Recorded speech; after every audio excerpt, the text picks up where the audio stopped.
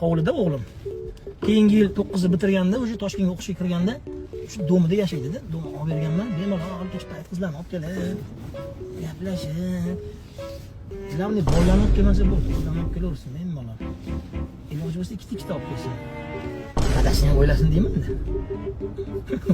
Shu joyni yozib olishadi-yu, bittalar, domlalar.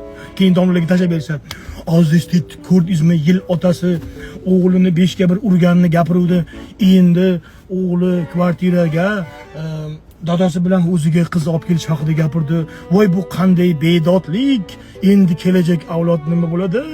Faqat az estetik hayotini ko'rib yoshlar yashaydi-ku. Voydod, ilm ahli gapirmaydimi? Ilm ahli. Ilm ahli ham. Assalomu alaykum. Bu pidaras bizlardan emas. Bu iflos nima deyapti? Bu ifloslikqa buni javobgarlikka tortib qo'yadigan bormi? Yo nima bunga hech kim indamaydi? Shahar bedarvoza. Tepada svязlari bormi buni? Dubur posti. Kim aytmaydi yo'q qo'yish bilasizlar. Ikki etajli uy qurib olishgan ular ham. Masjidga borsam domla yo'q. Instagramda o'tibdi. Maslahat so'ragan, dam soldirgan bor edi. Yo'q.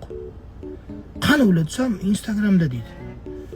Nima qilishyapti desam, o'sha yerda hozir deydi, yoshlarga deydi, to'g'ri yashashni o'rgatishyapti. Bu o'sha yerga borib topamanmi? Yil otasi